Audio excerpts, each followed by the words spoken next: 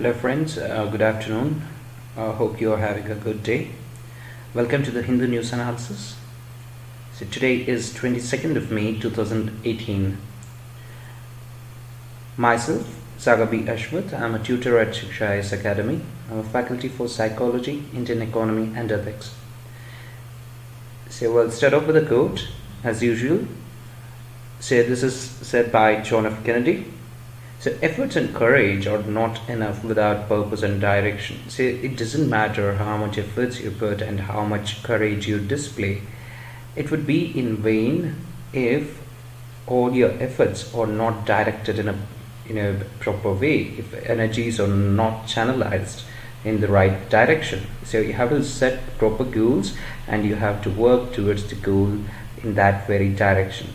So you have to have a proper goal. Right. On that note, we'll start the discussion of the paper.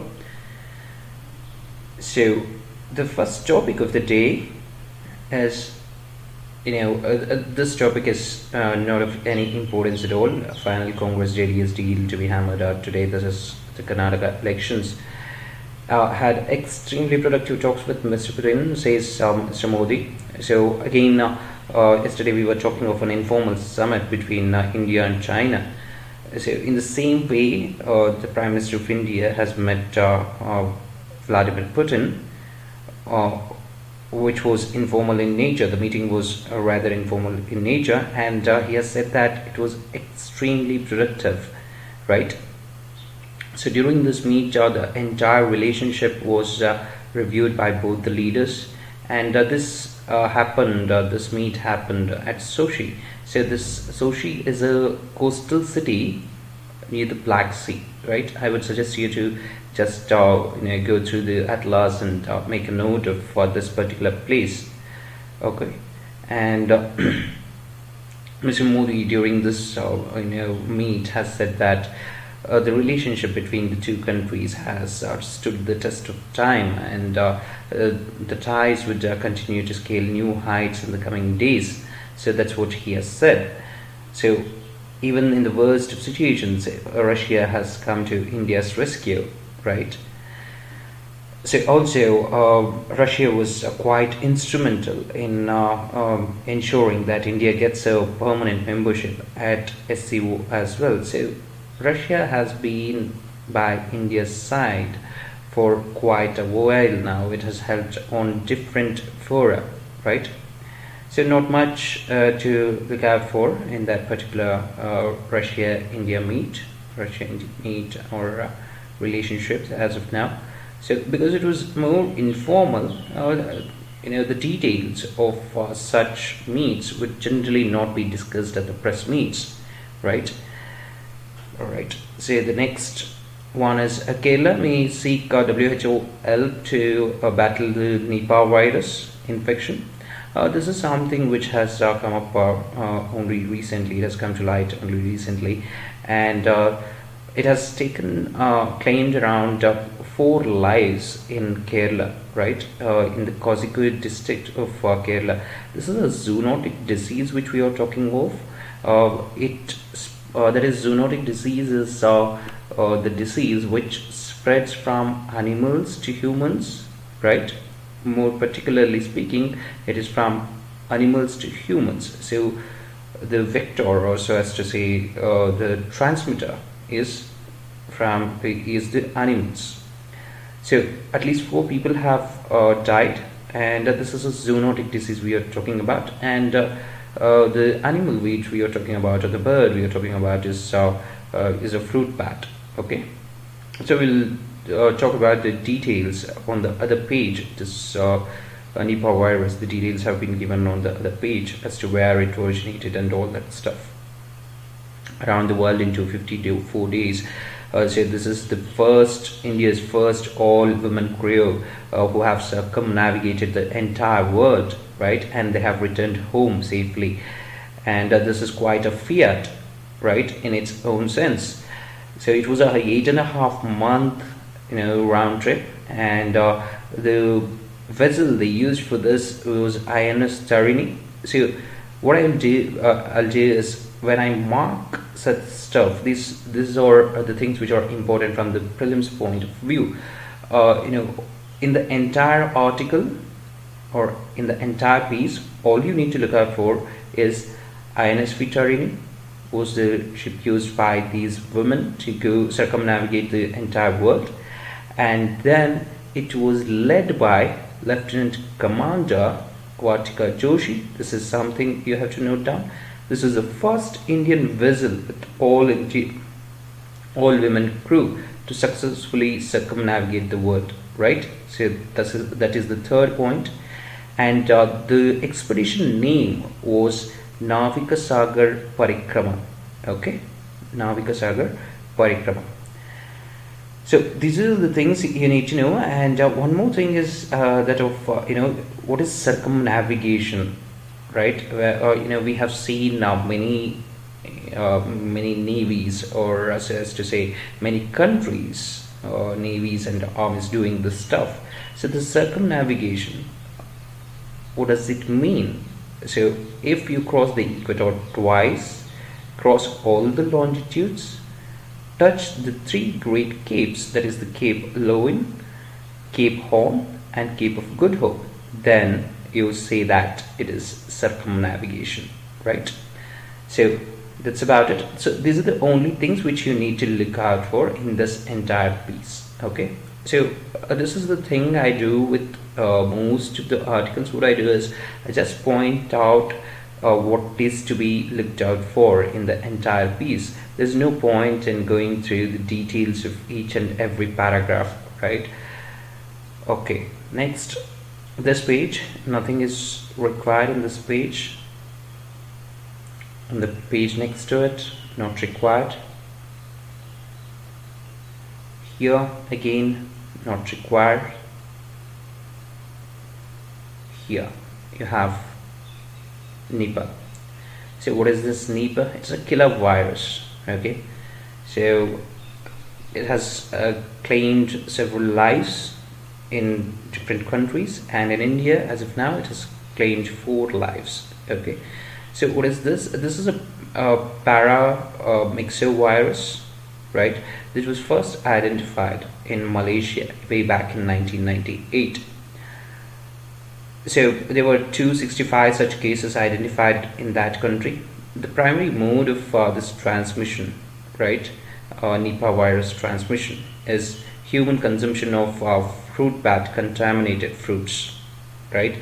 And subsequently, from person to person transmission does happen as well when people do not shake hands with other people, they do not wash hands properly, and a person who has touched a contaminated fruit does not wash hands properly, and he shakes the hands with the other person, and the other person uses the same hand without washing. So it transmits from one person to another person.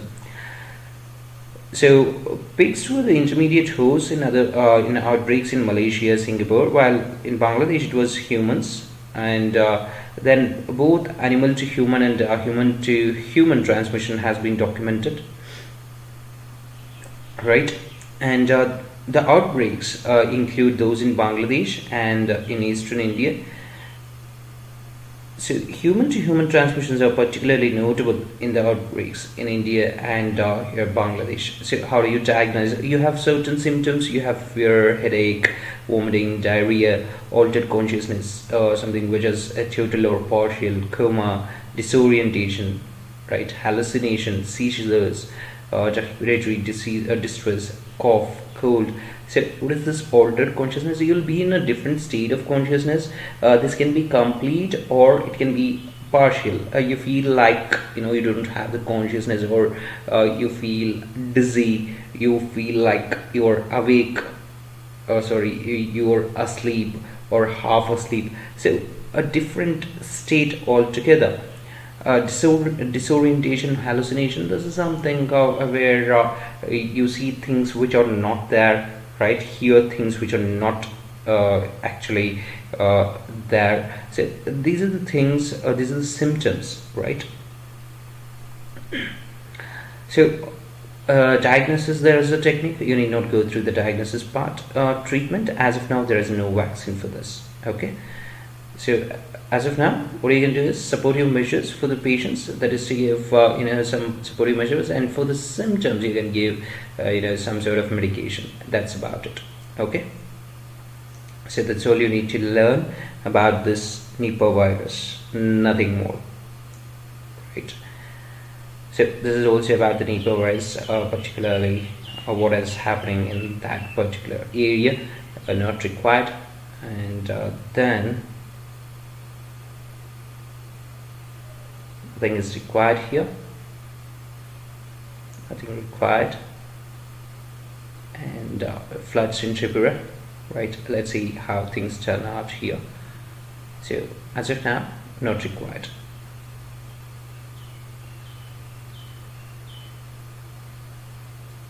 Right here, camera traps record rare black panther in Odisha. So where in Odisha? Garjan Pahad Reserve Forest. Where is this? Sundargarh Forest Division, right? So these are the only things you need to go through. So the wildlife wing of Odisha's Forest and Environment Development has recorded the presence of a black panther in the forest in the Sundargarh district, right? So what is black panther? It is just a melanistic leopard, right? It's a variant of a leopard, so as to speak, and it is, as of now, it has been captured in camera in Garjan Pahad Reserve Forest of Hemguru range of the Sundargarh Forest Division, right, in Odisha. So you have to know where you have this location. So leopard skin vary in color, and the jet black melanistic form is called the black panther, and it is as shy as the normal leopard, but very difficult to detect. It is mostly found in densely forested areas of southern India, right? So where else is it found, black panthers? Reported in Kerala, that is Periyar Tiger Reserve, Karnataka, Bhadra Tiger Reserve, Dandeli Onshi Tiger Reserve, Kabini Wildlife Sanctuary, Chhattisgarh, Achanakmar Tiger Reserve, Maharashtra, Satara, Goa, Madai Wildlife Sanctuary, Tamil Nadu, Madumalai Tiger Reserve, Assam, and Arunachal Pradesh. So just go through this part and make note of the points I just marked here, right? That's all you need to know. Next, the classroom as the instructor's castle. The autonomy of the teacher has been framed, and it reflects the state of higher education. This is something which delves deeper into the education system. You do not get any questions from here. Miles to go, the new Bankruptcy Code yields its first success, but many wrinkles remain. This is about how the new IBC, that is Insolvency in the Bankruptcy Code, has worked. So there was a fast taste of success for your IBC in the form of the Bhushan Steel being acquired by the bidder, it is Tata Steel, for 35,000 crore rupees. 73% stake was acquired. So when they did acquire, right, so it has to pay some amount. So this amount which was paid to Bhushan Steel will be recovered by the bank, right? So 12 major cases were sent to IBC, were recommended to recommended to NCLT, National Company Law Tribunal, at the behest of RBI. Of them, one of them is solved, that is the Bhushan Steel case, right? So this eases the burden of bad loans on the banks, and the proceeds from such acquisition will go towards the settling of almost 2/3 of total outstanding liabilities of the Bhushan Steel that this company owes to banks. So This might be too much to read into a single case, but the thing is, it is an encouraging sign for the entire banking industry. The best they have done so far, that is, the banking industry is recover around 25% of their money from the defaulters. Now they are getting almost 75% of the money, right, which they had lent. So loan recovery is going good. So at least in this case, right. So the bad loan recovery, when you look at it in the previous years between 2014 and 17, the recovery rate was as low as 11%. The non-performing assets worth 2.41 lakh crore written off in the books. So now the Finance Ministry expects another 1 lakh crore rupees to be resolved, recovered by the banks through NCLT in the remaining 11 cases. So let's see how things go.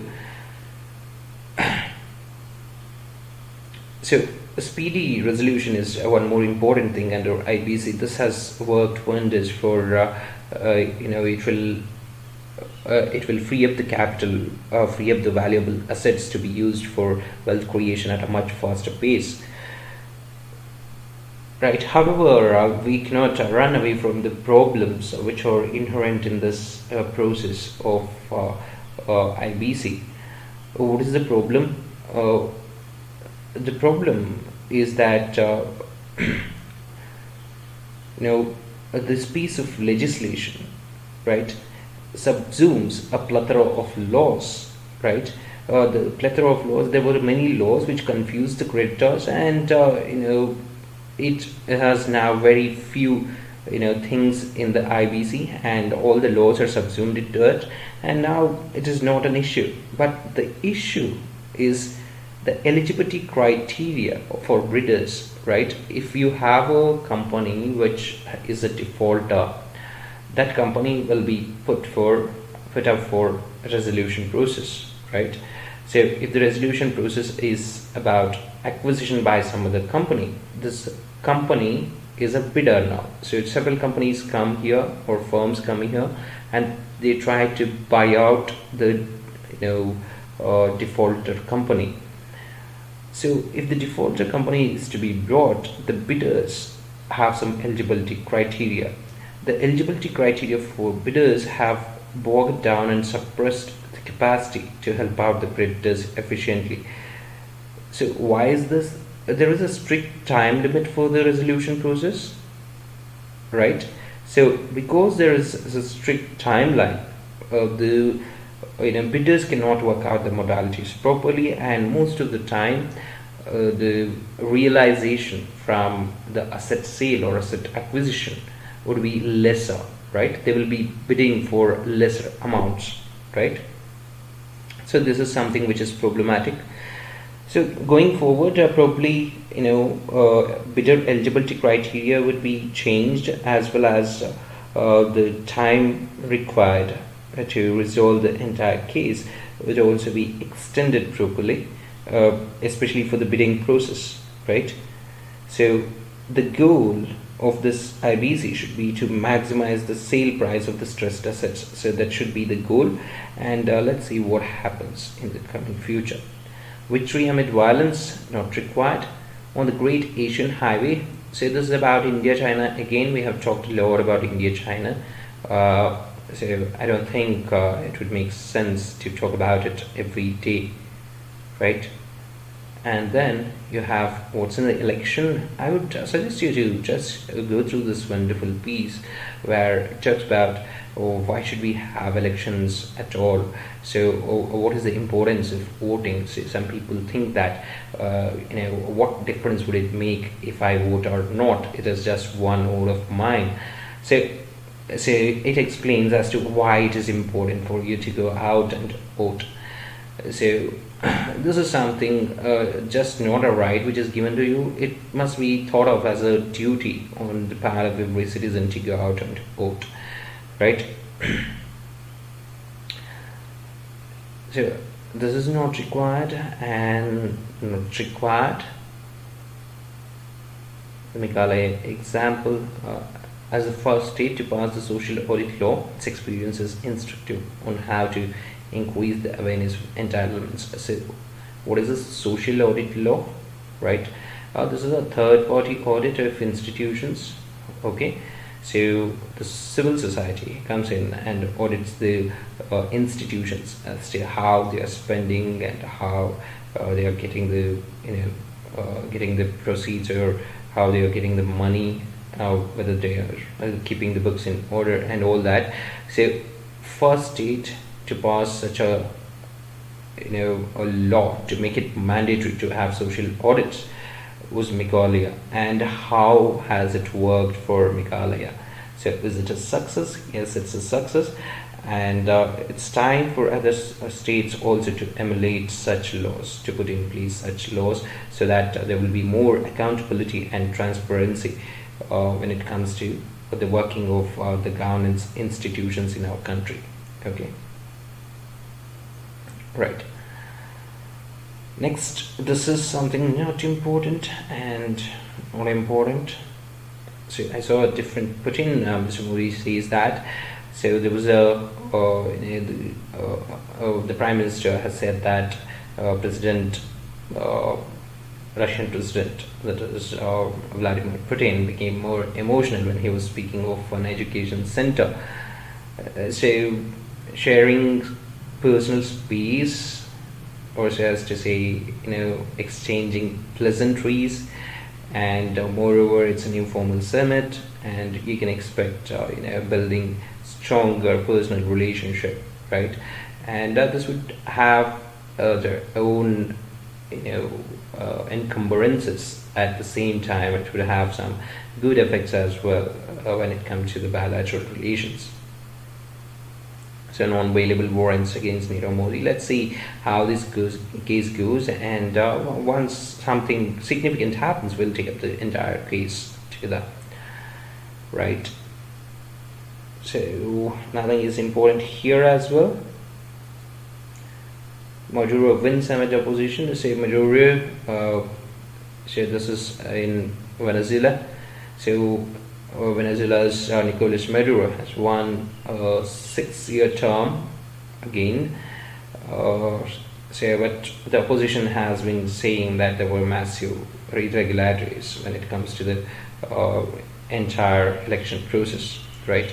So it's a 4 million margin. Now you can imagine as to whether the election was rigged or otherwise, right?